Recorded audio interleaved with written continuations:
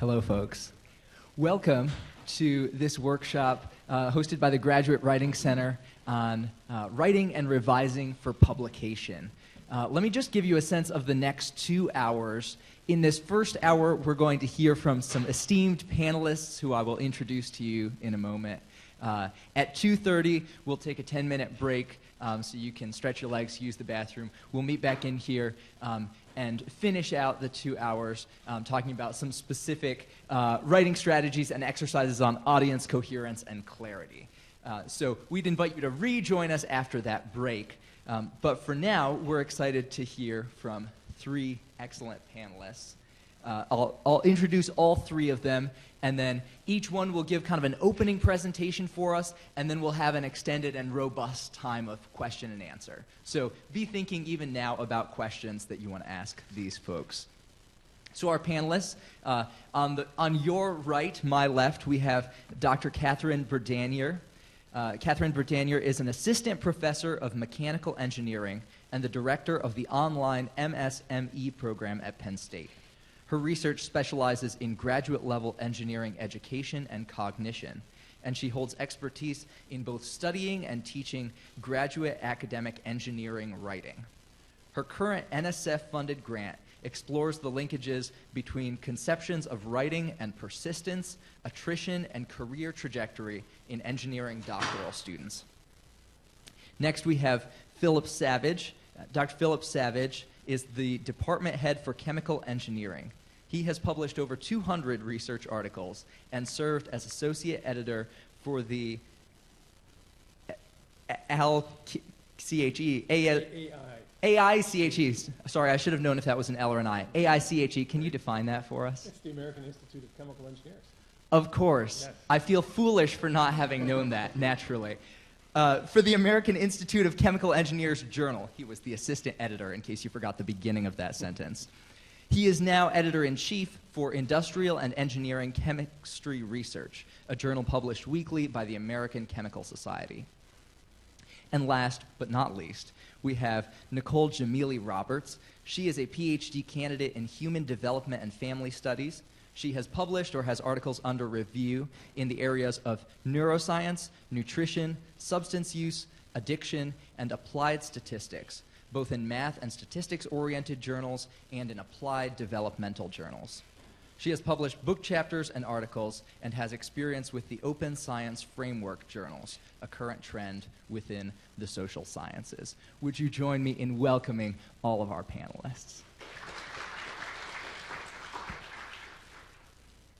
So I have an extra handout. I know that you were all sent something. Maybe we can write in conversation. You're on your diaspora of sharing too.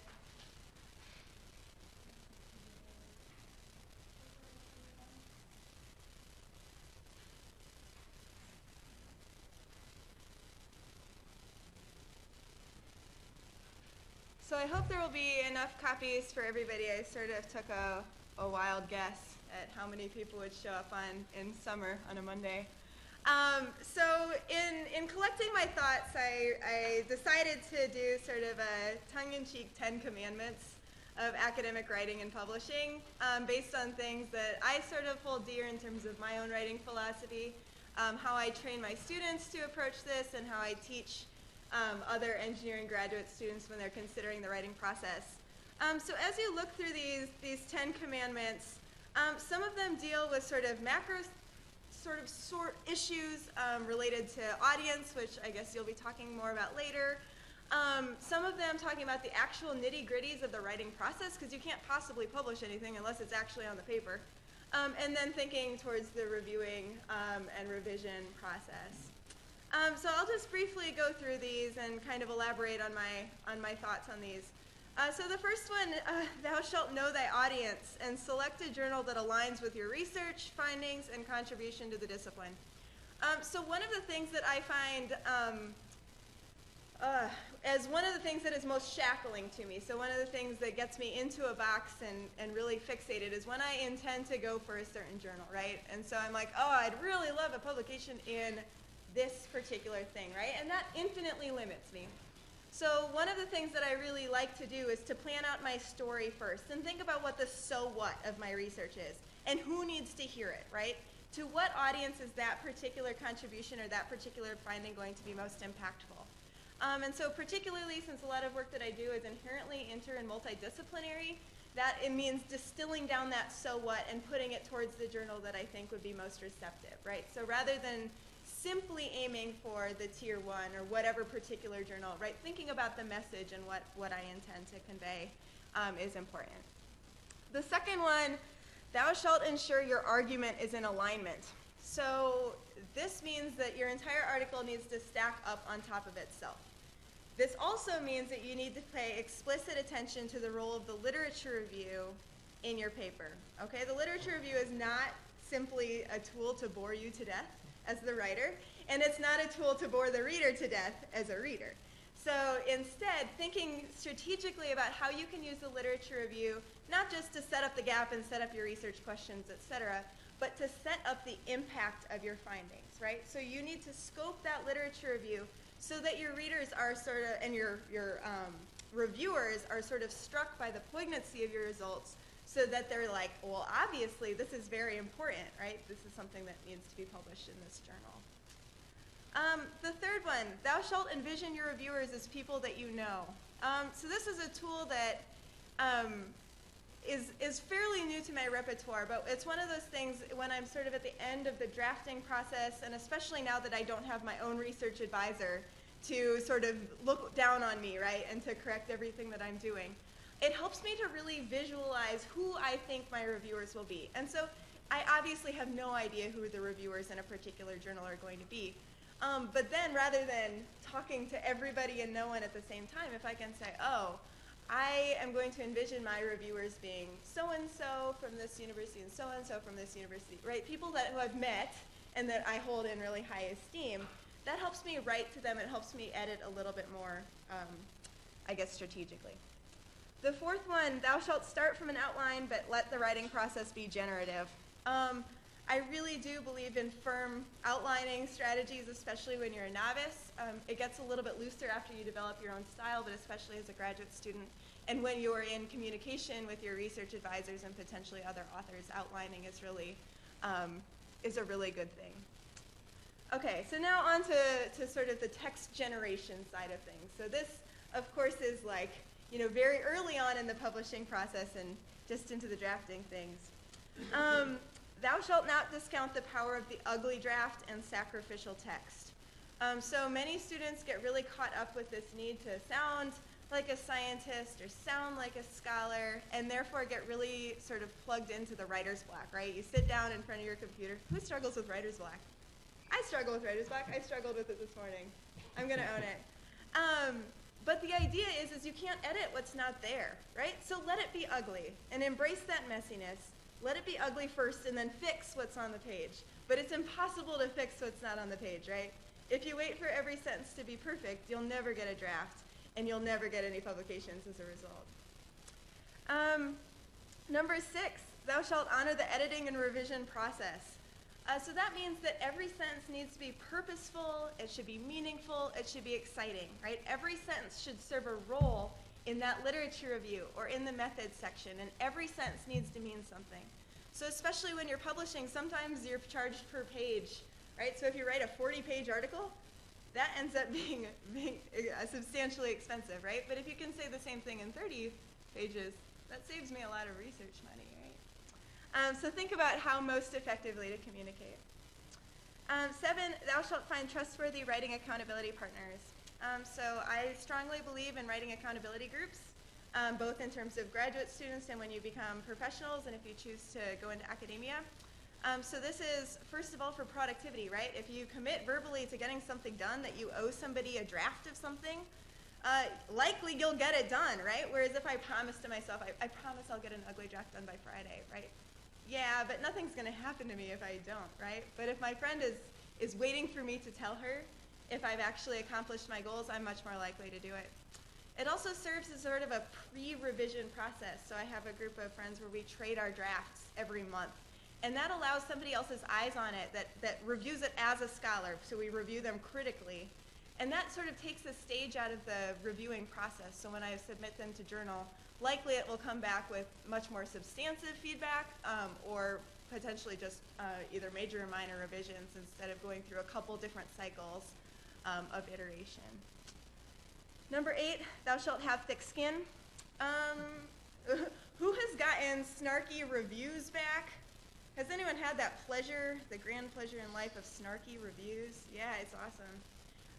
So you're not responsible for your reviewers' jaded views on the world, right? They have their own issues, and they're probably tired, and it's probably midnight, and they're probably cursing themselves for accepting the review in the first place. But remember, like, this is meant, the review process is meant to improve science, right? And to improve the communication of your scholarly findings. So find the nuggets of truth within the snark and ignore the snark, okay? Their problems are not your problems.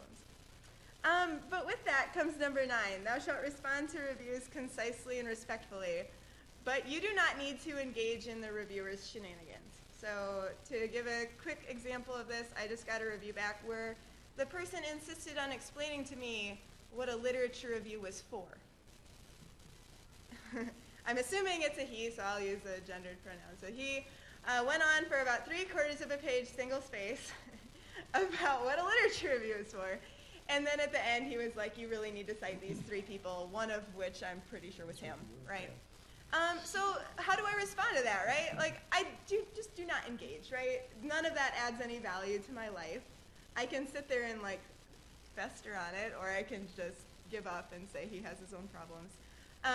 And my one-liner was, thank you for your recommendations. I have included these citations in the revision, right? So 3/4 of a page, one line of response. Just do not engage, right? And number 10 is the most important. Thou shalt remember that publishing is a game, and it's not a measure of your worth as a human being. So while things totally suck sometimes, and they're totally awesome at other times, it has no bearing on your actual worth, right? And to treat it as a game and to learn the rules of the game is really, to me, is the healthiest option. So those are my thoughts.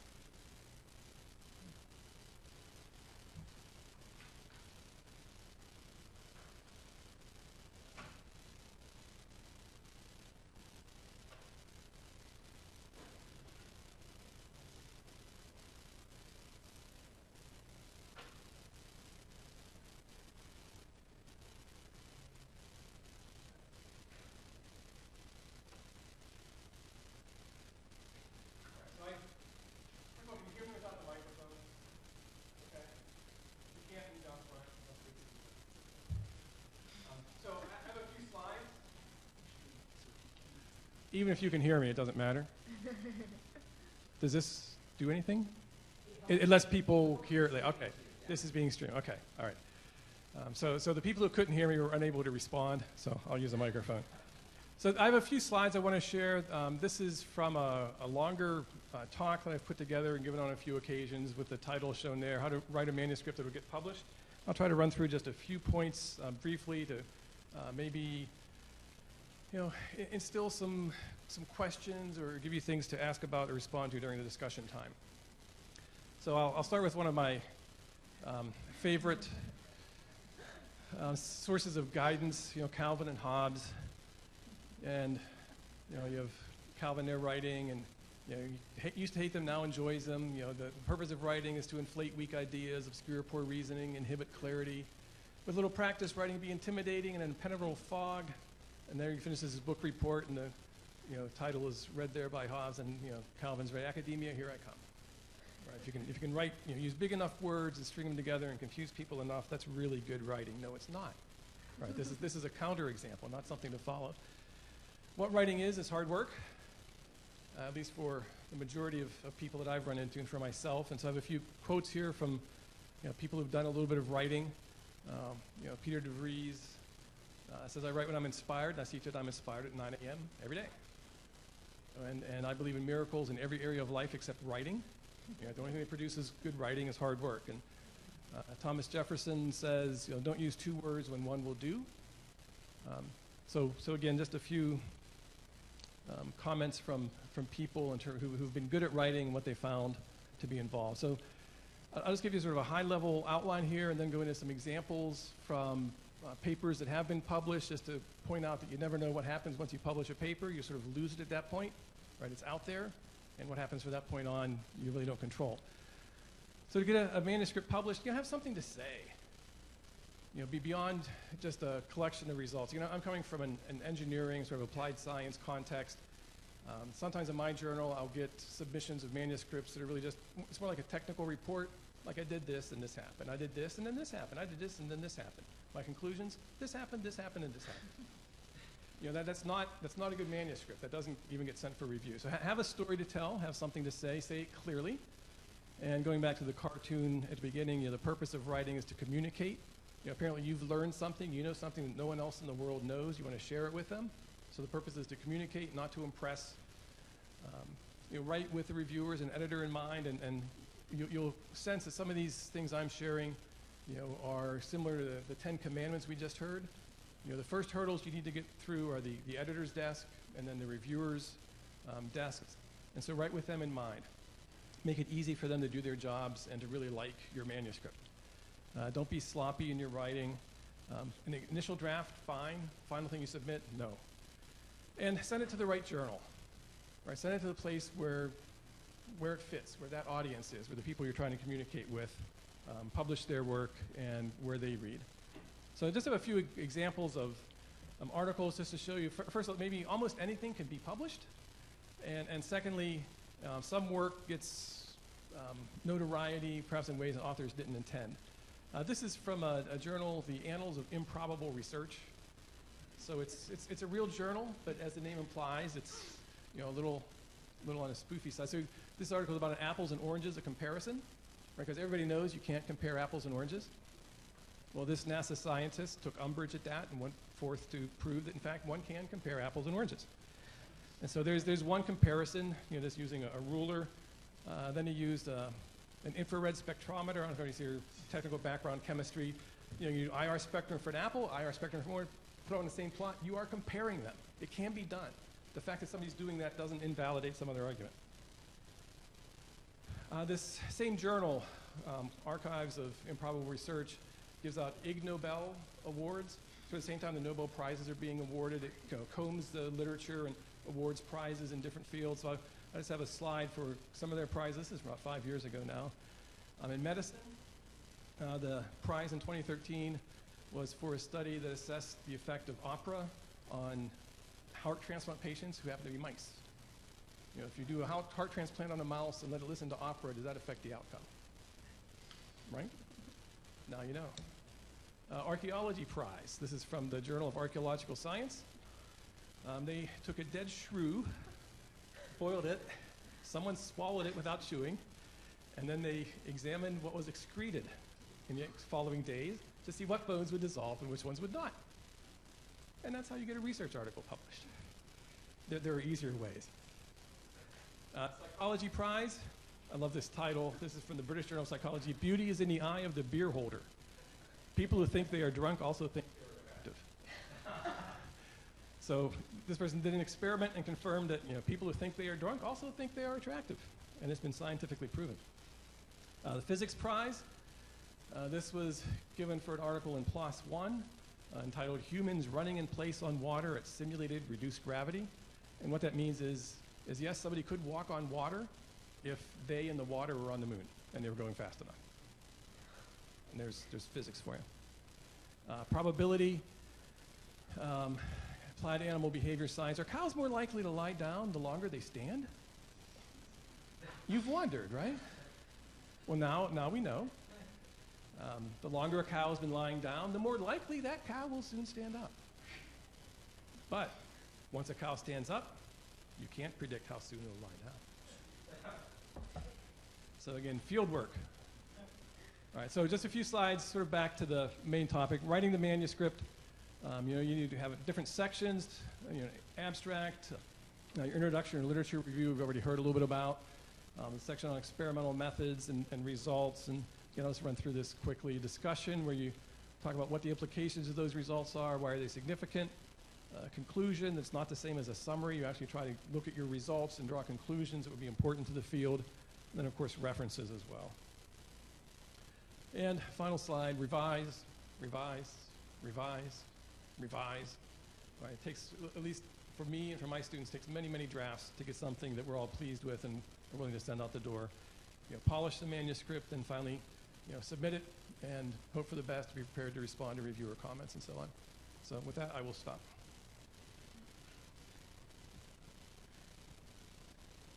Turn this a little bit.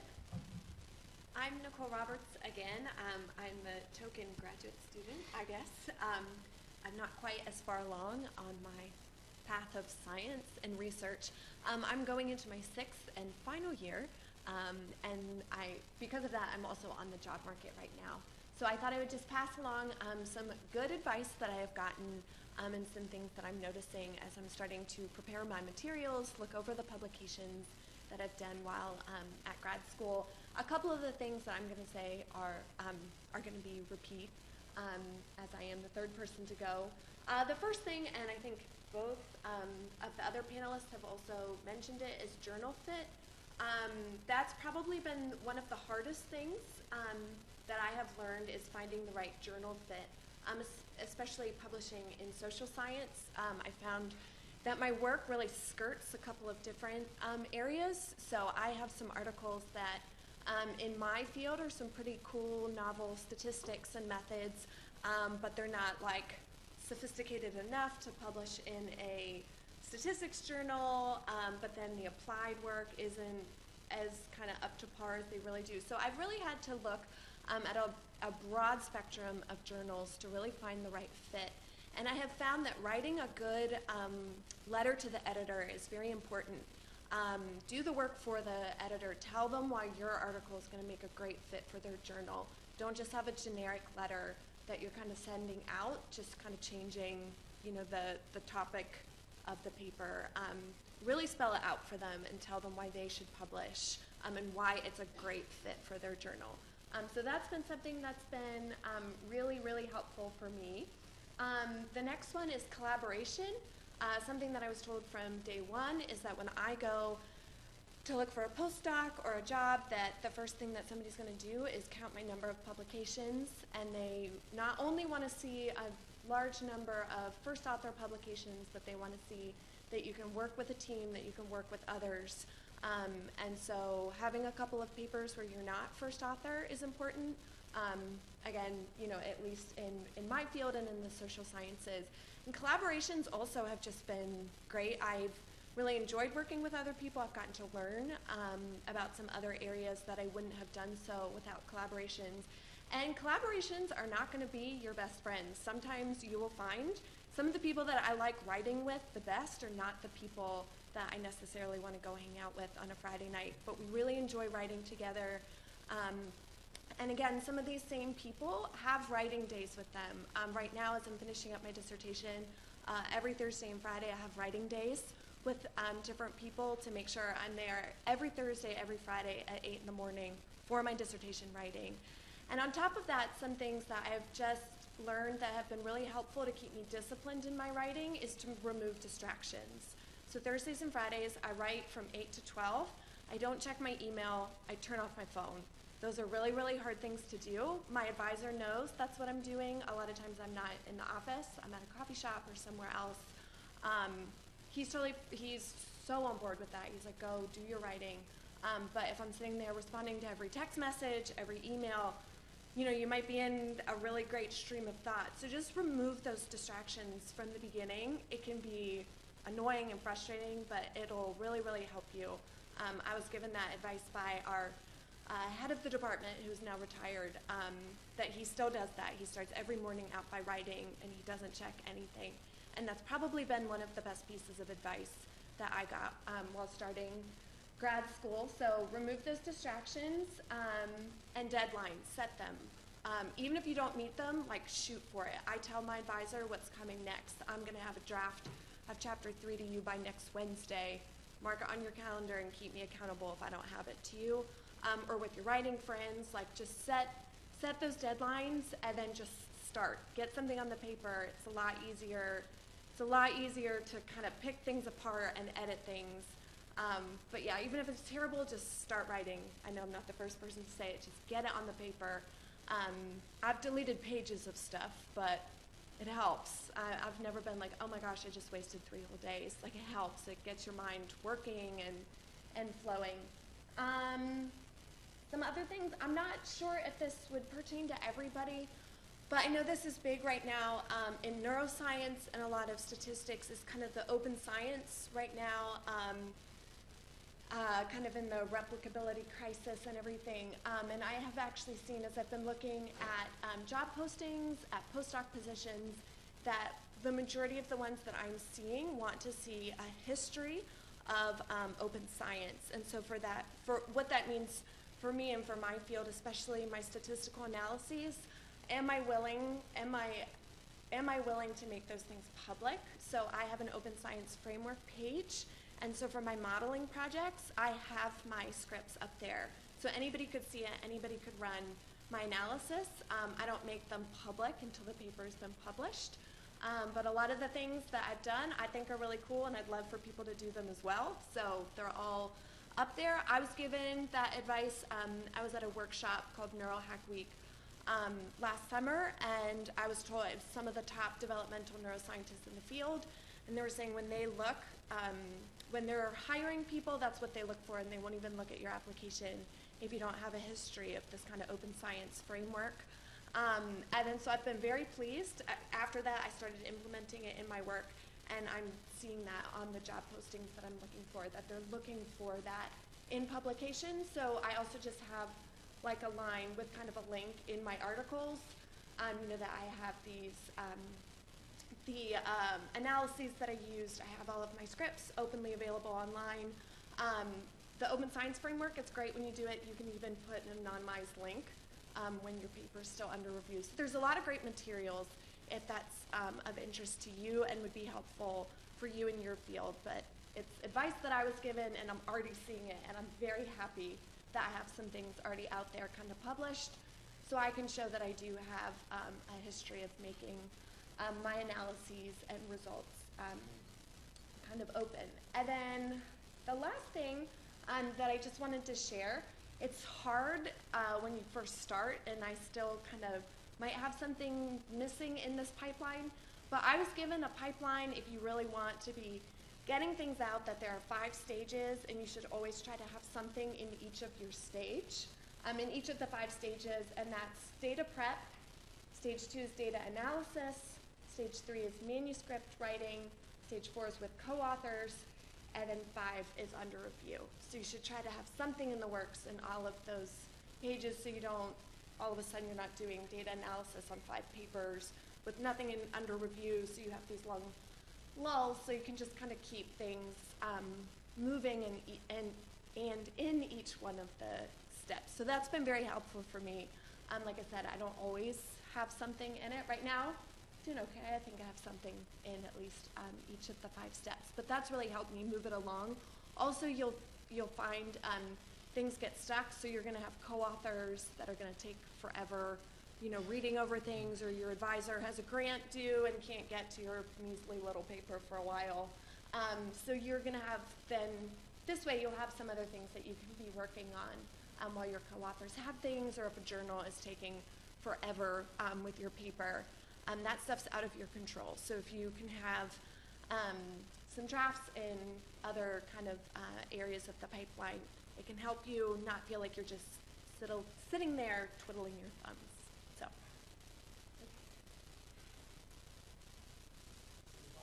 Practical advice that we've already heard. What questions do you have? Go ahead and just shoot up a hand, and I'll bring the microphone to you so that we can get your question on the live stream as well.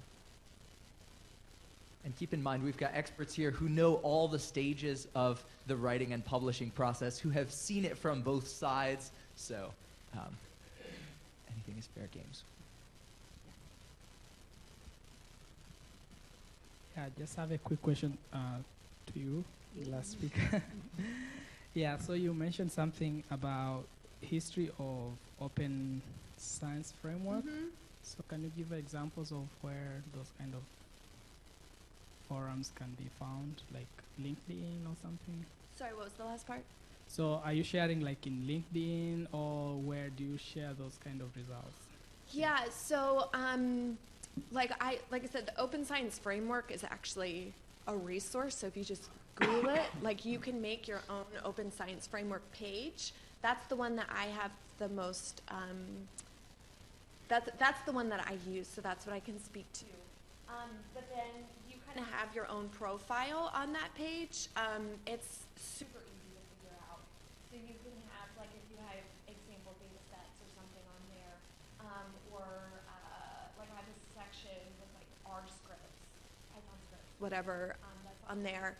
And then so it's just like you can click on one, and then so it'll be like the title of a project with a brief abstract, and then you can download like my R script for that project.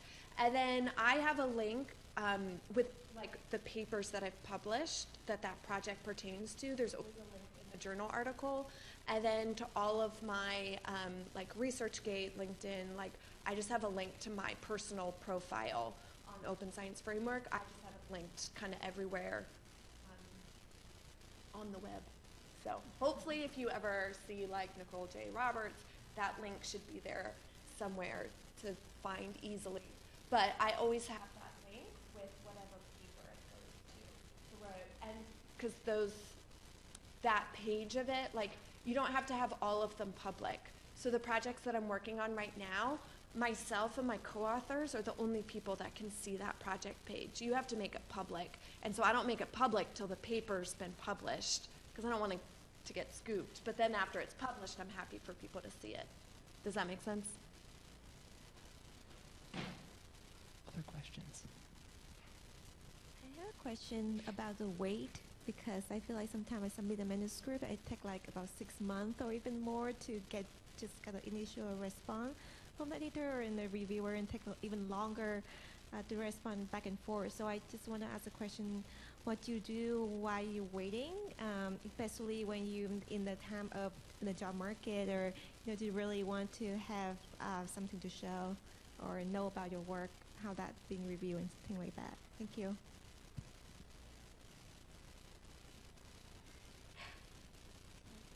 You have more papers, so you win the prize. Yeah, so I guess I'm the one who's waited the longest collectively.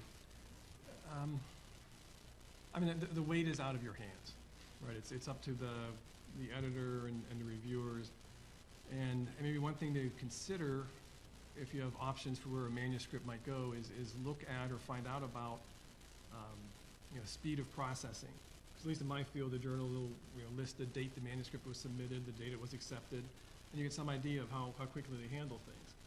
Like my own journal, I'm editor-in-chief.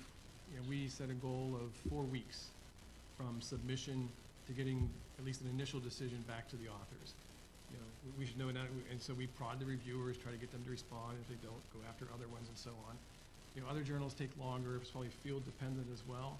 It's out of your control, other than being an informed author, and maybe letting that factor influence to a small extent where you want to submit your work. Yeah, so I would add that's another reason to have a lot of things sort of in the oven at the same time. The other great thing about having co-authors is when they're driving the projects, you are sort of reaping the benefits, right? So having different things, not only at different stages, but where you're playing different roles, right? So if I'm a methods person, that's great. I write my nice little methods section, and then I kind of check it off my mental list. It doesn't have to clog up my cognitive pipeline. So having sort of a lot of irons in the fire really helps. Sometimes I actually like having things stuck in review, because I can count them as little successes without, the worst is when they come back and then I have to do something with them and I'm already bored of the project, right? Like, I'm like, man, this was like 6 months ago. Like, I'm tired of this. So, on your CV, you can list the ones that you have in review, right? So they still count as successes. Don't just ignore them. Count them for your time and effort. But I would say sort of this multifaceted approach to avoid any sort of lull is good.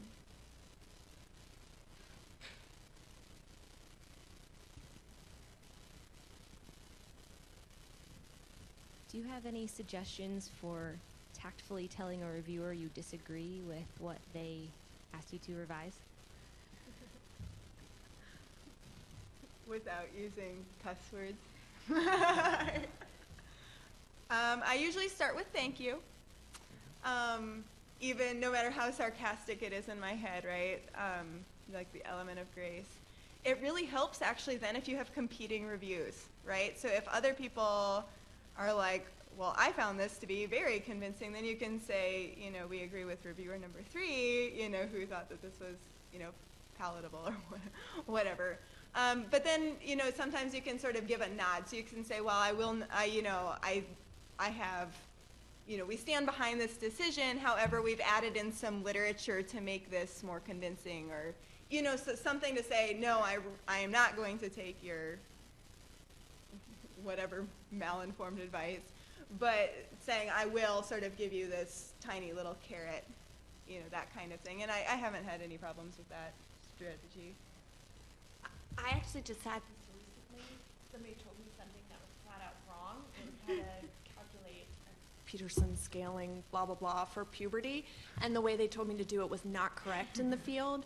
So I said thank you for that suggestion. We looked over it, and then we just gave a couple of citations. We're like, this is how this group, and this group has done it, which are kind of like the top groups in our field who are doing it right. And including the scale itself. So we just gave kind of a list of citations in groups, and we just said, you know, thanks for your advice, but we really feel like that it's more in line with how these groups are doing it, and gave a list of references, and with particular names that, like, they're not going to dispute with these names that we're giving, you know, that we're giving them. But in that case, like, we really couldn't listen to them because it was absolutely not correct. So. But we still said thank you. Yeah, and just to sort of emphasize that theme again, politeness and civility are always good. And I guess another point I would add is that in your response to reviewer comments, oftentimes that is only going to be read by the editor. It won't go back to the reviewers. So don't fret too much about writing it so that the reviewer will react to it properly. But write it in a way that you show the editor that, you know, if there is a reviewer comment that you're not going to abide by, you're not going to adapt for your manuscript, and just explain why. And this was a good example, right? Cite literature saying we appreciate the comment, and we think the way we did it is better, and here's why. Sometimes your response reviewers will go to reviewers, so be prepared for that possibility, and that's why politeness, civility, well-reasoned arguments are better than, you know, inflammatory text.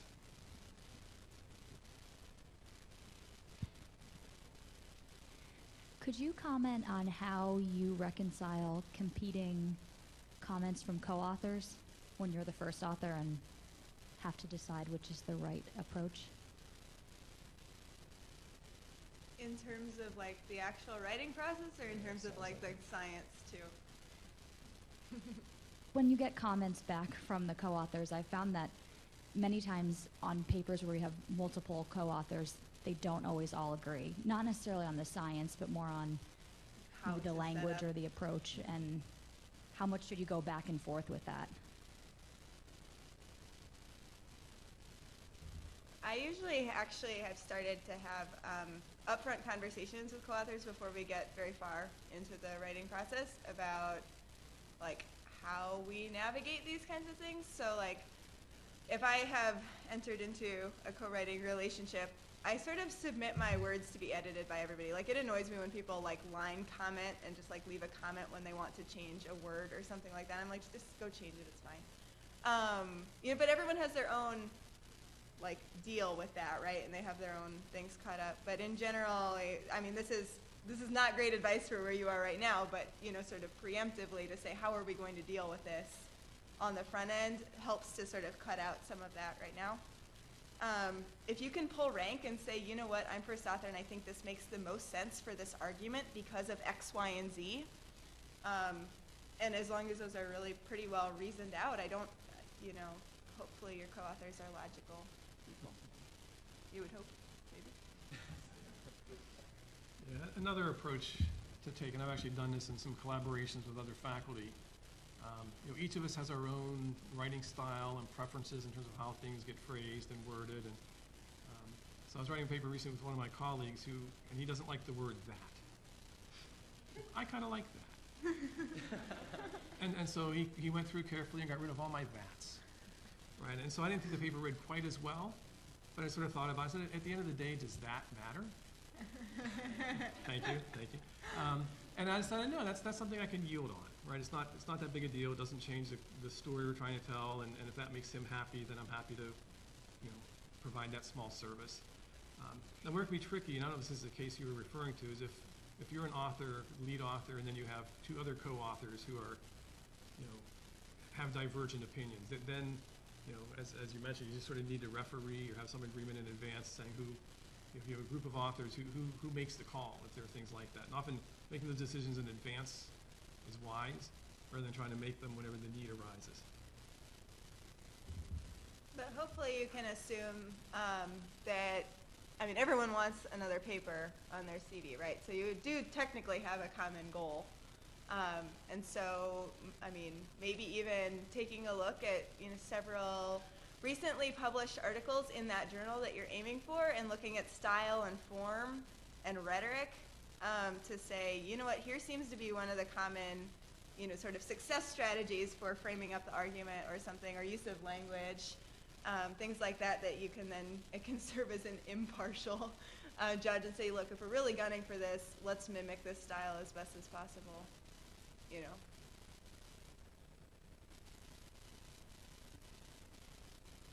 Other questions?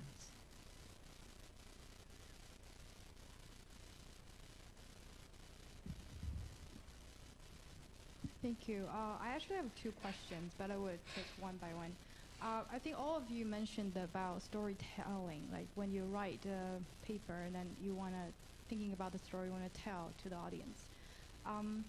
Then my question is, when is you are ready to tell the story? Another way is, when do you start the writing process? Do you wait for, you think all the stories are ready, or you sort of going back and forth? Is it more like an iterative process? Maybe we can start with this one and then we can ask the second. So I'll start with that one. The approach I take with my students is, to start writing pretty early on in the process.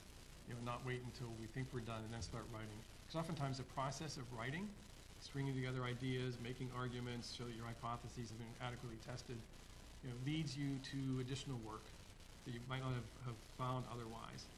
So we start early, go through many drafts. In some instances we've gone through like 20 drafts of manuscripts. Other instances, it's not always that bad. But it's just, and it's not that that's bad, it's just, we do something and that leads us to new questions. It wouldn't just be a stronger manuscript and a better story if we could nail this down, and then this, and this. So it takes some time, but in the end I think leads to a stronger product. I like writing my literature reviews, that first section, like right off the bat when you have an idea, because I don't want to go and change my framework for why I did something based on my results. That's what the discussion's for. I've had a little bit of pushback from that. Some people that have wanted me to change my literature review and kind of reframe the paper based on my results. Can do that to an extent, as much as it makes sense, but you have an initial idea, and so while that idea is in my head, while I'm still excited about it, because some of the times when I'm sitting there like coding my methods, blah, blah, blah, I'm not as excited as I was back in the beginning, so I want to write about it when it's still fresh in my head. And then I write the method section as I'm doing it, because I don't want to skip steps or have to go back 50 versions and be like, what did I do? Why did I do it? So I try to write that as I'm physically doing the methods sections, and then so I kind of do it all at once. But like you said, I like to start as early as I can, and especially too, because that way it'll help to kind of keep things like I was talking about in each of the stages. I don't want to finish a project and then have to write the whole thing up. So if it's already, halfway written, then you just kind of have to write up your results and then frame a discussion. It's a lot easier, and you're going to get that paper to your co-authors a lot quicker if you've already had as much done, kind of in the background as possible. For me, each project kind of looks a little bit different. So I have some projects that the whole project will likely just be one paper. And that's sort of what I'm gunning for. They're sort of my I call them my side hustle projects. Whereas, you know, like my funded projects, there's several years and there's several sort of bites out of it. And so when I'm planning those papers, I have them in my head where I would like to see this go several years into the future and thinking about where those milestones are. In an ideal world, if my hypotheses and if what I think is going to happen happens and the data that I plan to collect actually manifests the way that I think it is, like these are my so whats that I want to get out. And so those I have a pretty good idea of where the argument is going to lie, so I can be outlining sort of as I go, and it can be a little bit more iterative. But then if something really exciting happens, I can hurry up and turn around and get one out the door, or quick turn up a conference paper, something like that. Whereas those like one-off projects, like, you know, it kind of just depends on the flavor of the project. And I think that's one of the things I like about my job is having several different projects moving at the same time that operate a little bit differently. But that only comes with experience too. And sometimes it's hard when you only have your project as a PhD student. I can understand that too. Second question still about the stories. Build on what you were saying, that when you are planning, there must be a lot of stories you want to tell. But I guess in one paper, when you want to convey something very concise and clear to the audience, you might have to be very selective of what story you want to tell. I sometimes run into those problems that, oh my God, I have so many things I want to tell, but it might confuse my audience. And in this selecting process, do you have any suggestions, how you make sure the message you convey to the audience is coherent and also logical, and also not cognitively overwhelm them? So I'm laughing because I am literally struggling with this right now. So I do a lot of mixed methods research, so quantitative and qualitative data that triangulate methods on the same phenomenon. So that can either lead to very, very long papers, or it leads to weird papers when I break them up and the phases are codependent on each other. So it's something where, I think the ugly draft commandment is especially useful, as is the having other people's ears and eyes on it, to like talk through the argument, talk through the story. So in one of my writing accountability groups, we trade drafts and we just tear each other apart, but in a very constructive way. We love each other. And then we talk through it, and they're like, I see what you're trying to do here, but I have to ask, like, do you really need all of this, right? And we sort of hash it out, and they're really invested personally in my success too. We're non-competitive. We are in the same general area, but we don't do the same research, which is actually really helpful to get an outsider perspective that's not emotionally invested in the research project, different from the way my co-authors are. So that's my take on it. It's hard. It just is hard. Embrace it. Others, I'm sure you all have something else to say on that too. All right. I don't want to monopolize. So I'll chime in too. In general, with my students, I try to have one story, one manuscript. Right, and so if you're looking at something, there's lots of stories. I said there's multiple papers there, perhaps. And again, that might depend on field as well. But again, I think for the sake of clarity and really communicating the main ideas, sort of trying to say, here's my big story. That's a paper. If there's another story, that's another paper, at least in general terms. That also reminded me, speaking of journal fit, there's a couple of journals I know that I've come across that you have to have multiple, like study 1, study 2, study 3. So if it is something you don't want to break up into a couple of different papers that builds, you could just possibly find a journal that's looking for something like that needs at least 2 projects. I don't know how many there are, but I have come across a couple. So that's a great point. One of my, and I don't know why I didn't think of this, probably because I did this at 5:30 this morning. I write really well very early in the morning. I hate getting up, but I write really well very early, which is why I was up that early, is to find a mentor text. So an article that you think is done particularly well, and it doesn't have to be anything related to what you do, right? But they lay out the argument really well, and they present findings really well. So if you can find a mentor text that addresses whatever sort of complex problem you have, and you said, wow, they framed this out, and it was obviously very purposeful, and they arranged it in a way, in a very deliberate way, and then sort of putting that in your repertoire of strategies for how to present research. That might be a really useful strategy for you as well, for everybody as well. Terrific. Hello. What would be your advice for avoiding self-plagiarism? Like when you're like having done, or you have done the literature review, and then you have to write another paper in the same topic, and So what's the question? Advice for avoiding self-plagiarism. Advice for avoiding, yeah, just don't do it. Right? No, it's tempting, and I mean, not the introduction so much, but things like, it might be like experimental methods. There's only so many ways you can describe a procedure that every student in my lab uses, and they've been using for 30 years, and that yet each one needs to come up with a fresh way to word all that. And they do it. They do it, right? And so, I don't know if I have any advice other than, don't start with the text from the previous paper. Start with a blank screen, blank piece of paper. Just think about, why you did the project, what's the literature background. And some of the words might be the same because you're the same person, your thoughts are the same, but odds are it'll be sufficiently different that it won't create any problems whenever like a plagiarism check is done. And that's something, at least for my journal, we do for every manuscript. Right? Run it and do a plagiarism check, make sure it's new material, not something that's been published already. Great. We've probably got time for a couple more questions before we break.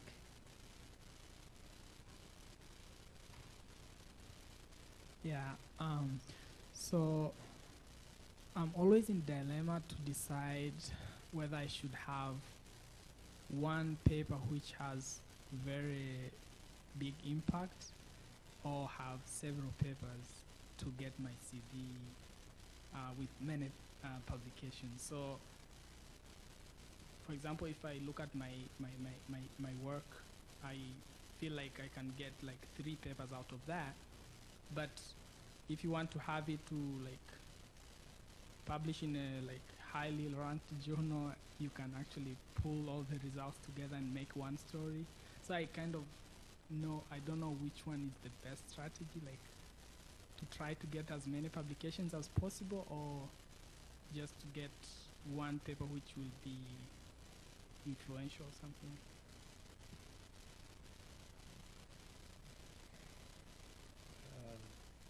I think it depends what the thing is, right?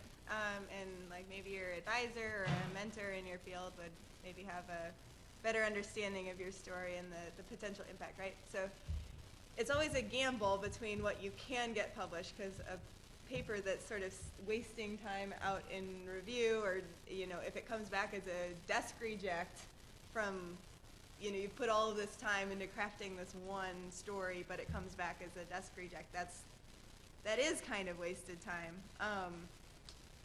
So I don't know, maybe that's another area where the many irons in the fire thing, right? I can save up my really good stories for the really good journals and know that I can have some tier 2 stuff, churning out, or my students can be working on some stuff they're not really at the level where they're writing at the highest stuff, sort of intermediate work. I would say if you've had experience publishing before and you feel like you have a good command of the disciplinary language that's required for the tier 1, big story journal, and if you sort of cross these lower bridges and you're ready to gun it, like, that's a learning experience too. And maybe it's really great to conquer that as a doctoral student, so that you're not conquering it initially as a new faculty member or something like that too. So there's this educational aspect of it too. This is a pretty low stakes environment. It feels high stakes, but it is, use it for education too. Learn how to write for some of these journals that are useful to you. So I'm sorry that I can't tell you like off the bat what you should do, but that's, it's something that I think everybody struggles with as well. Very And I assume it's something you discuss with an advisor as well and get input there. Like in my own field, if I have 3 papers and if none of them alone would make it into this high impact journal, the odds are the 3 of them together wouldn't either. Because it's more about, again, how important is the story as opposed to how long is the story. And so in that sense, again, I don't have experience with what you're describing just because my field doesn't seem to work that way.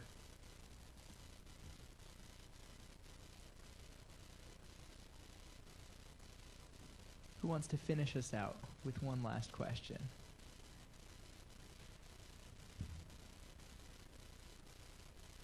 Hi. Sometimes like manuscripts and in journals, like you do some identical work, okay, and the manuscript and the journal rejects your manuscript because like some percentage of your work is identical to someone else, and then the rest of it is like completely different. So how do you like respond to that, like when you get back a review that 5% of your work is identical to someone else? Identical in the sense of like studied the same thing and got the same results? Not like the same results, but you did like experiments which were similar to them, and then you got different results. So you're publishing a replication study that turned out different results? Yeah. So then how you'll revise it for another submission, kind of? Is that the direction this is going? Like, or do you get a chance to, or is it a major revision? So only 5%, suppose like one small experiment of my entire paper is like identical, and the rest of the experiments are different, but when I submit it to a journal, it comes back, the reviewer gives a review that it is like 5% identical. So how do you like respond to that? Like, do you need that 5% that's identical? Can you just take it out? Like a story. It's an important part of my story. Like that's how I went ahead. Okay. It was my first step. Yeah, somehow it sounds like the reviewer isn't catching that then. Right? If it's important and the essential part of the story, then you need to package it in a way that makes it easy for the reviewers and editors to see that. Okay. Right. And maybe even if it wasn't a phased project, maybe even presenting it as a phased project. So phase 1 is to perform this well-established set of experiments. And cite those people and do what you need to do to get through the path. If it's a sticking point, put it in the letter to the editor. If you're submitting to a different journal, just think about, I guess the packaging is the way to do that. That's what I was going to say. I don't know how to respond to it if it's then a done deal with that journal and you have to send it elsewhere. But I would put it in the letter to the editor as like a really great thing. Like we notice, you really, you published this paper, so we did a similar thing in the beginning, but then extended it by also looking at. You found something different, which that's good, I guess. Maybe. Right. So I would assume then they would want to publish it. But I don't know, because if they sent it back, if it was just rejected, then I guess you look at the next journal. But I think, I'd assume because you know that now, like there is a group that did something similar to begin with, I would just put it right up there up front and tell them, and definitely in that letter. But I would frame it as like, this is a great thing that we have 5% the same. It's like we replicated this little piece, but then really outline what's different about yours and why it's really exciting that you have this additional 95%. Yeah, again, find a mentor text and see if you can find something in literature that kind of tells the same, or does the same kind of argument, right? And just see how other people have phrased it. It's my solution to a lot of things. Don't reinvent the wheel. Would you join me in thanking our panelists today? We're going to take a 10-minute break. We'll meet back here at 2:40. Thanks.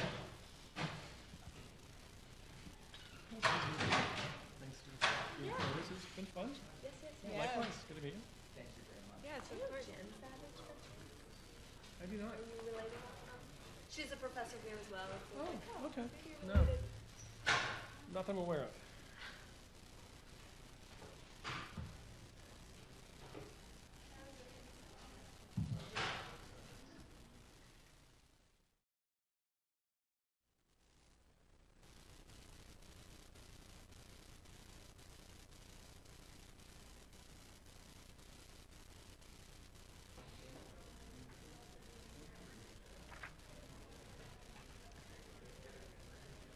everyone.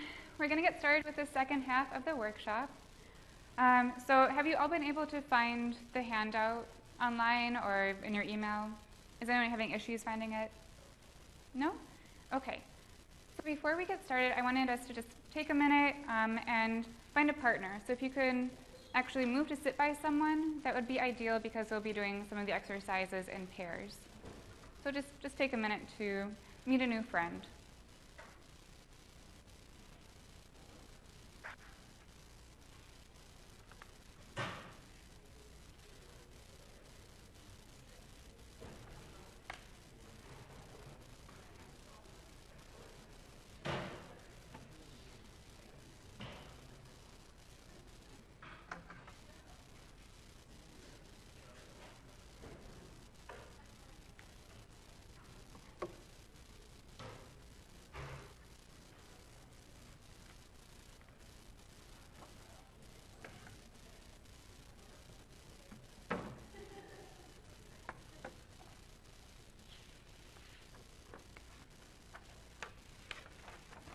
Okay, thank you for doing that. So in the second part of the workshop, we're going to be talking about audience, coherence, and clarity in your revising. So we're going to be focusing more on kind of the details of revising at a paragraph and sentence level. I'm going to be talking about revising with audience in mind and for coherence, and then Greg is going to be following me and talking about clarity. So a key step in revising, as you've heard from all of our panelists in part one, is to keep your audience in mind. Right, so you want to ask a series of questions about your potential audience. Who are they? What do they already know? What are their interests? And so on. And you want to try to make your article appeal to them.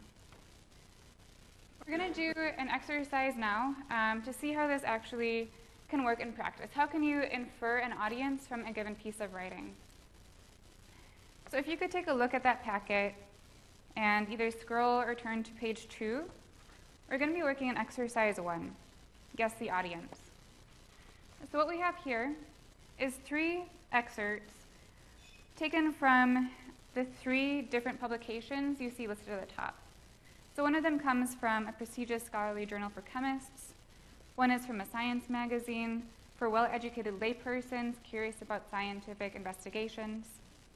And one is from a national newspaper with a pretty broad circulation in the United States. So your job is to work with a partner and try to figure out from these 3 excerpts, which excerpt comes from which of the publications, right? So match an excerpt with a publication above. And as you carry out this exercise, try to think about what are you noticing that's helping you to make this connection. So please take about 5 minutes to work on this, then we'll regroup and share what we've learned.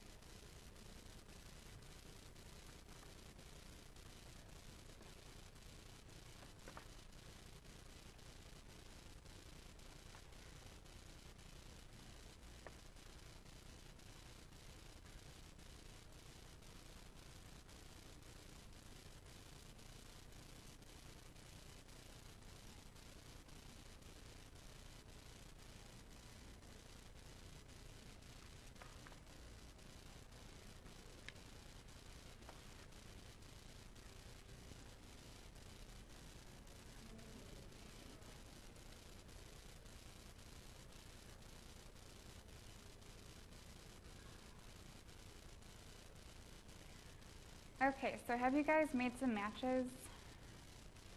Yes?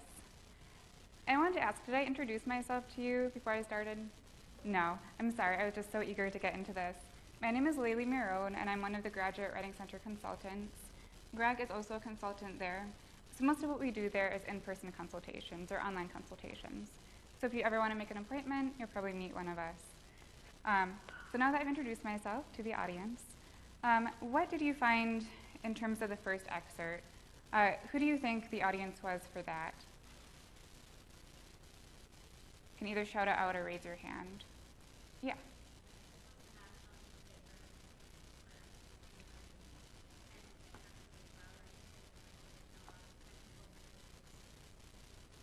Perfect, okay. So it's a national newspaper because it focuses on description, evocative stories, while avoiding technical language that might alienate a general reader. Very good. How about excerpt 2?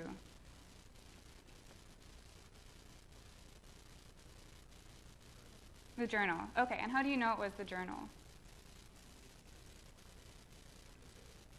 Yes, very specific to the field.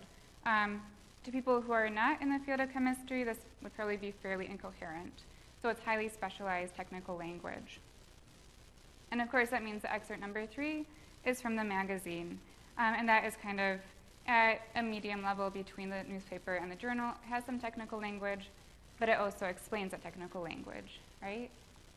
Okay, so the point of this exercise was for you to just practice inferring an audience and their characteristics from a passage. And you can apply kind of the same practice to when you're reading a journal that you're thinking about sending your article to, by just reading the articles and seeing kind of what are the assumptions that are made about the audience's pre-existing knowledge and interests. And of course, you'll also want to focus on aspects of the journal's audience that are made explicit. For example, the submission policy, which you can usually find on their website, and their mission statement. So usually in the mission statement, they will say something about the kind of audience that they're trying to reach. Okay. So in terms of strategies for communicating with the audience, we're going to start off by talking about coherence.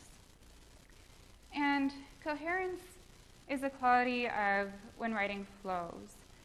When you can follow the ideas and, most importantly, their connections in a way where you can kind of see exactly how the writer is putting those ideas together. So it comes out of tying information, one piece of information to the next, to the next, to the next. And some people would call this kind of very explicit connection between ideas signposting. Maybe you've heard that term before. So one important concept with coherence is the given new contract. So this is the concept that, especially in formal contexts, like scholarly journals, your audience is going to expect you to start from the level of their knowledge. All right, so you have to start with what they're already familiar with, and then build new ideas off of that. So it's, of course, not an explicit contract that you make, but it's an assumption that the audience is making about the way you're going to try to connect to them. So that means that you need to make some pretty solid assumptions about what your readers already know, right? What are they familiar with? What is their knowledge base?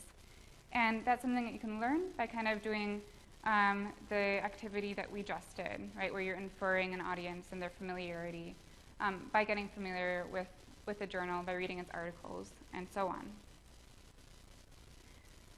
So we're now going to see how coherence looks in practice.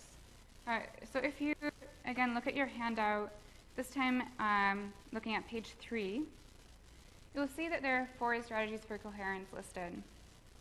So you have topic sentences, transitions, pronouns, and recycling. And these are strategies that are used to build old-new chains, right, where you're linking old information to new information in a chain that continues for all of the sentences. So the best way to see this is to read the example that's in your packet. So if you could just take 2 minutes to read it to yourself and pay special attention to how transition, topic sentence, pronouns, and recycled words were added to the revision to make it more coherent than the original version. Okay, so we'll just take a minute to read this.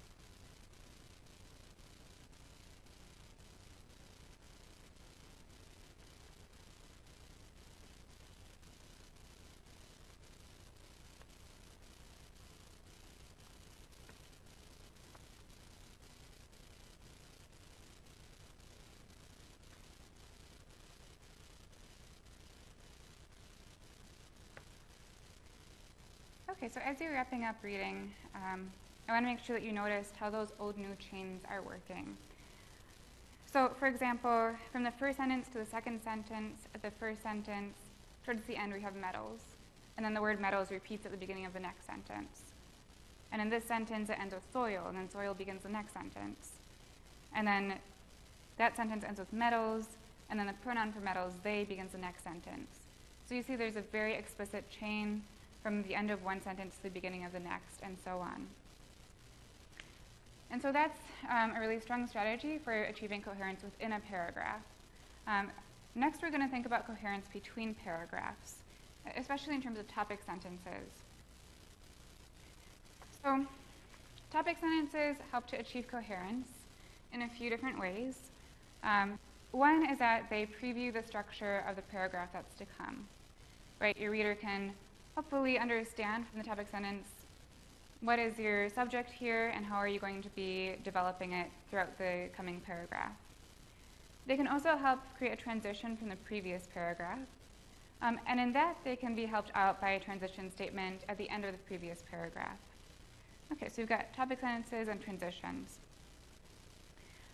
which both help to make an old new chain, but in this case between paragraphs rather than within a single paragraph. So to see how this works, we're going to do another exercise, exercise 2. And this one I'd like you to do with a partner.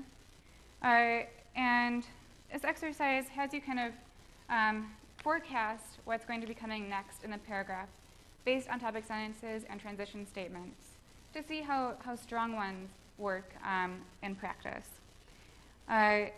So to make this activity work, don't look ahead, because that will kind of spoil the guessing aspect of it.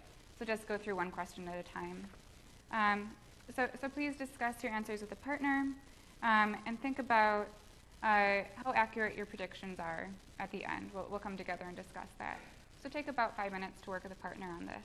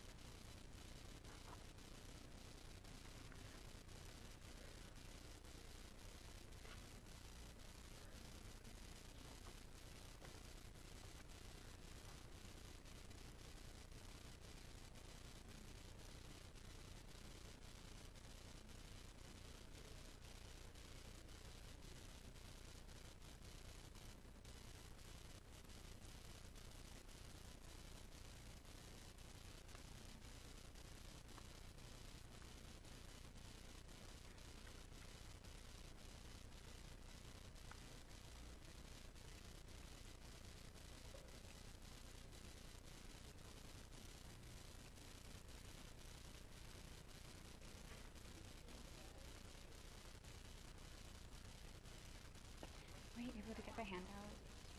Do you have the handout? Okay, you have it on your phone? Okay, great. If you want to find a group to work with, feel free. There are a few folks around. Maybe, do you want to join these folks in the corner?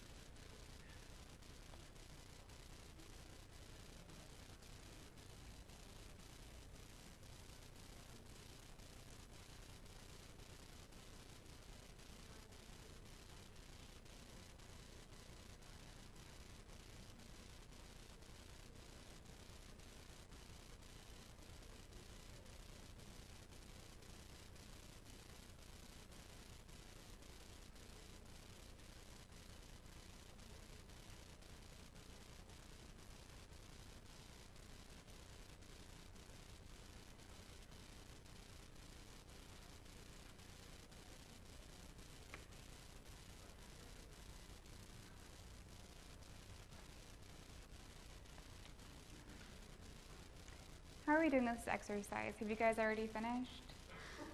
Who's finished with this? Okay, about half of you. All right, let's take another 30 seconds to wrap up, and we'll keep moving.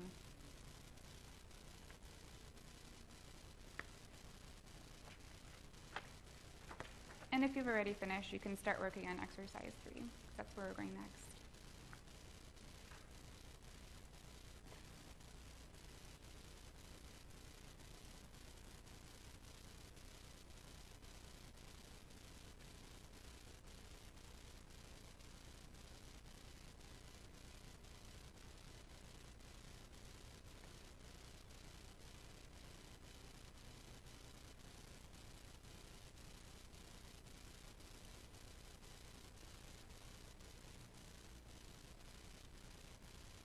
Okay, so now I want to ask about exercise 2.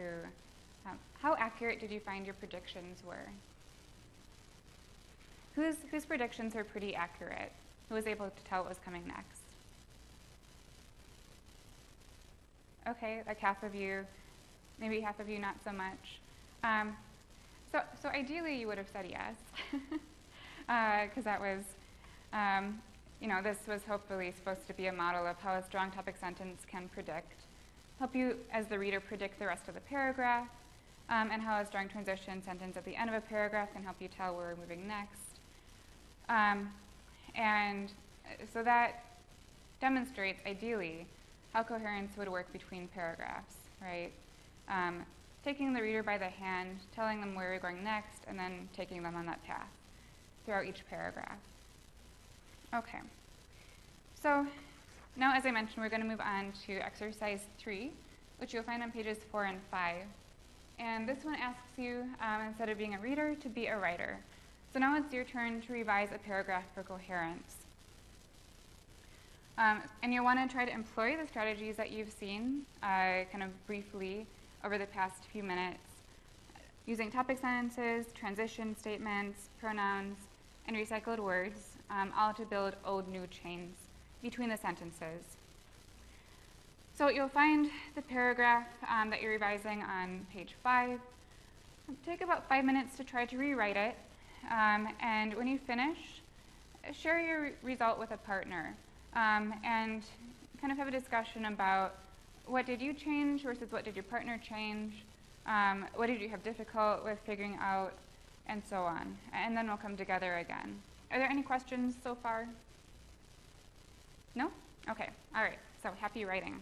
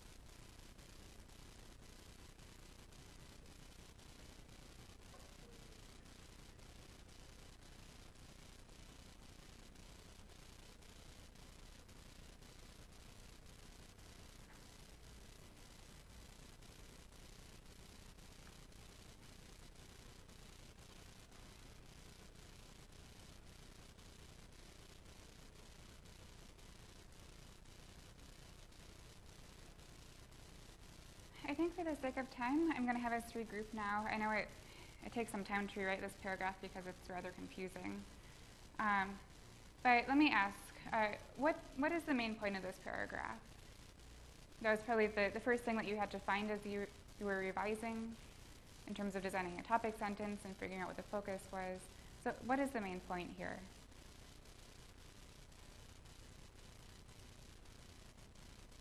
Yeah.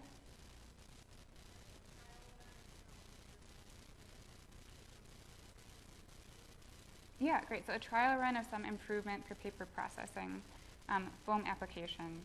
So we know that foam applications is beneficial. It's still in the trial stages, though. Okay, so probably it'd be ideal to say something like that in the topic sentence. And then, did anyone find the two problems that are mentioned in sentence 3? Are there two problems here? Sentence 4 and 5 are the problems. Okay, that's an interesting perspective. So you could look at the fact that the process is not yet established as one problem, and the speed limit as another problem. I had trouble finding both problems, which tells me that, that was an issue with the coherence of this paragraph. And then finally, can you tell what the next paragraph in this piece of writing would be about?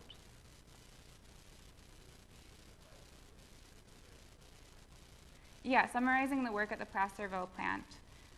So we know that there's an indication in that final sentence that we're reading a report, and the rest of the report is going to be a summary of what's happened. Okay, so there are, many different permutations of possible revisions here. I want to show you the one that I wrote.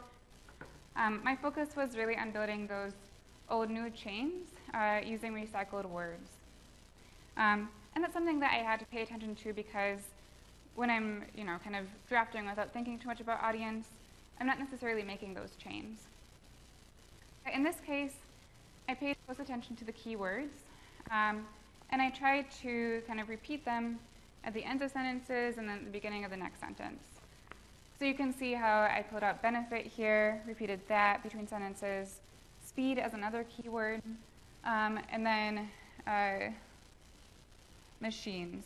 It got kind of messed up on the PowerPoint, but you get the idea. And I found that in this reorganizing process, I was able to cut down from 6 sentences to 4, and from 100 words in the original to about 60 words. So that also tells us that rewriting for coherence can help achieve concision, right? Greater conciseness, which, as we heard from our panelists, is usually desirable in academic writing, being efficient with communication. Okay, so that's all I have in terms of coherence. Are there any questions before I pass things on to Greg to talk about strategies for clarity? No? Okay, so I'm going to pass the baton on to Greg. So we're on page 5 now of your handout, and the handout includes 6 different ways grammatically that you can work on clarity at the sentence level. And all 6 of these are really good things, but I'm just going to focus on the first 2, on subordination and parallelism, in part because I think those are 2 that tend to be the least intuitive for us, that we need to spend the most time actively thinking about. So first of all, subordination. Subordination can be a scary word. Basically what we mean by subordination is making your paper not sound like an illustrated children's book. Right? So in an illustrated children's book, you have lots of sentences with only a single idea communicated. I see Layli. Layli is my friend. We have fun together, right? You have these sentences that just contain a single idea. What you do in a sentence with subordination is you take multiple ideas and you relate them to one another by means of some of these common subordinating conjunctions that you can see here in the second paragraph. Things like after, although, as if, because, before, even if, etc. So take the first example of subordination that we see here. Although production costs have declined, they are still high. So we've got two main ideas being communicated in the sentence. production costs have declined, they're still high. The way in which we choose to subordinate tells us which of those pieces of information is most important. So what happens, for instance, if I flip the two parts of the sentence? What happens if instead of the sentence you have printed here, I read, although production costs are still high, they have declined? How does that change the function of the sentence? Yeah, and in what way? Which one is more optimistic about production costs? The second one, exactly, because I'm focusing on, the fact that that they've declined. Hey, good news, guys. It's still high, but they're declining. Things are moving in a good direction. In the first sentence, the sentence as you have it printed, I'm subordinating, I'm lessening the importance of the fact that they're declining, and I'm focusing on the thing that I find problematic, which is the fact that they're high. So in our second example, costs which include labor and facilities are difficult to control. So here we've subordinated labor and facilities. Our focus is that costs are difficult to control. If instead we wanted a sentence that prioritized thinking about labor and facilities, we don't want to put them in that subordinate space, right? We want to give them the central part of the sentence. And so something that one of the guys on my committee will often say to me when he looks at my writing is he'll be like, you took the important part of this sentence and you stuck it in a subordinate place. And he'll make me revise so that the thing I really want my readers to come away with is the thing that's kind of front and center, the thing that is in the main clause of your sentence. So make sure that when you're using subordinate clauses, and do use subordinate clauses unless your dissertation or project really is an illustrated children's book. Otherwise, you should be using subordination, but as you use subordination, you want to be making sure that you're not taking important ideas and sticking them into that less important part of the sentence. You also want to make sure that you are relating the subordinate clauses of your sentence to the main point in a way that is actually what you mean to communicate. So if you look at the very top of your next page, you'll see an example of subordination gone slightly wrong. After reaching northern Alaska or the Arctic islands, breeding occurs in the lowlands. So here, we don't actually know the subject of the sentence. We don't know who's doing the breeding. And so the revision gives us that information. After reaching northern Alaska or the Arctic islands, the swans breed in the lowlands. That first sentence is what's called a misplaced modifier. And these can get really hilarious, actually, if you do it wrong. So like, oozing across the floor, I watched the salad dressing. Theoretically, it should be the salad dressing that is oozing across the floor, but because I started my sentence oozing across the floor, and then the thing I put right after the comma was I, then I am, in fact, the one oozing across the floor. Or let's say I've made some brownies for some children, and I have stored the brownies in Tupperware. I made brownies for the children, which are stored in Tupperware. Because of the location of my subordinate clause, which are stored in Tupperware, in relation to the rest of the sentence, I have just committed what I can only assume is some kind of child abuse crime by storing the children in Tupperware. So make sure as you're subordinating that you are being aware of how the location in your sentence of the subordinate clause to the rest. Make sure that it's clear who is the subject, who's the thing doing the thing in your subordinate clause. And then last but not least, notice that the way that we choose to subordinate something has a lot of importance to its meaning. So for instance,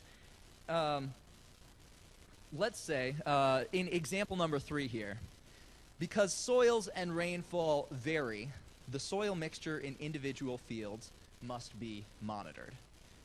If we chose a different subordinating conjunction from that list and stuck that in instead of the word because, what's one that could give us a substantially different meaning to this sentence?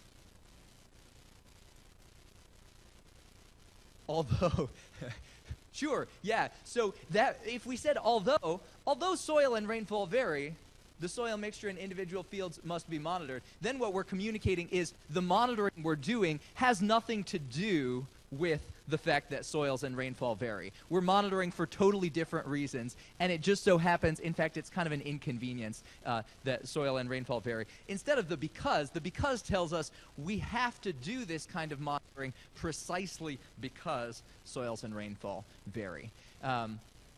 One final postscriptive note to note here. Sometimes there's something that you need to admit, but that you don't want to give a lot of emphasis to. Let's say you're doing something that a lot of people in your field will frown upon. Don't make the important part of your sentence, a lot of people in my field will frown upon this, period. Because it's just a bad sentence for everyone, right? No one wants that sentence. Instead, although some people in my field might be concerned by this approach, I've found it's actually quite generative, right? We subordinate. That's actually the less important piece. The fact that not everybody does it like this is less important than the fact that I've found a way that's going to blow your ever-living intellectual socks off. So that's subordination in a nutshell. Second, and also importantly, is this idea of parallelism. And parallelism means ensuring that your sentence fits rhythmically together with itself. There are two primary kinds of sentences where parallelism matters a lot. One is where you've made a list of things. We need to acknowledge thing number one, thing number two, and thing number three. The second kind of sentence where it matters is sentences where you have constructions like both this and this. Not only this, but also this. Neither this nor this. This as well as this. Right? Anywhere where you've set up a relationship within the sentence where two ideas ought to match with each other, either because they belong in a list together or because you're comparing or contrasting them to each other with one of those other sentence constructions. And you want them to be parallel, which means you want them to fit grammatically with each other. So take a look at this example sentence here. The valving improvements we seek will increase reliability, accessibility, and maintenance, and allow application to all sizes of valves. Now, keep in mind, we've used the verb increase, and then we're following it with three nouns, reliability, accessibility, and maintenance. Now, grammatically speaking, that works out fine. We did the right thing. We put three nouns in the three places we need them. However, we have just promised that the valving improvements we seek will increase maintenance. Guys, we're really excited about these new valve replacements. You're going to have maintenance done more regularly than you used to, which is hopefully not the idea meant to be communicated here. So in this revised sentence, the valving improvements we seek will increase reliability and accessibility, decrease maintenance, and allow application to all sizes of valves. Notice how each of the bolded words there have created a new parallelism for us. We've got three strong verbs in three different places. It'll increase the one thing, it'll decrease the second thing, and it will allow the third thing. So take a look as a second example of this. Skip ahead to, no, don't skip ahead to that. I lied. Don't skip ahead. Do this instead. I want you to write down with your partner a sentence that has bad parallelism. So you could write down a sentence that includes a both and or a not only but also construction and make them grammatically non-parallel with each other. And then fix it. So you could say, I went to the zoo not only to see the animals, but also my friends. Why is that non-parallel? I went to the zoo not only to see, but also my friends. Any takers? I've got a... What? Oh, well, they're both true, because I love the animals and I love my friends. But the first, not only to see, but also my friends. I want to see to be grammatically parallel with the thing that comes after the but also, which means I need another infinitive. I need another to do something. Not only to see the animals, but also to see my friends. Or not only to see the animals, but also to throw water in the faces of my friends. Not only to see the animals, but also to consume the soggy peanuts that I'm supposed to feed to the animals. Not only infinitive, but also infinitive. As opposed to not only infinitive, but also noun. Ain't nobody want that nonsense. Are you following me?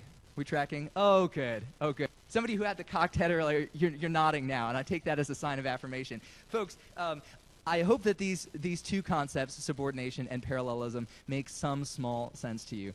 We have a very brief amount of time for questions if you have one. Meanwhile, Layli is going to put up a link to a survey that we have just to know if the whole of this afternoon, our panel and this workshop time have been constructive to you, so you can give us feedback so that we can do it even better next time. As Layli's putting that up, though, and as you are beginning to do that survey, any questions about subordination, about parallelism, or about anything else?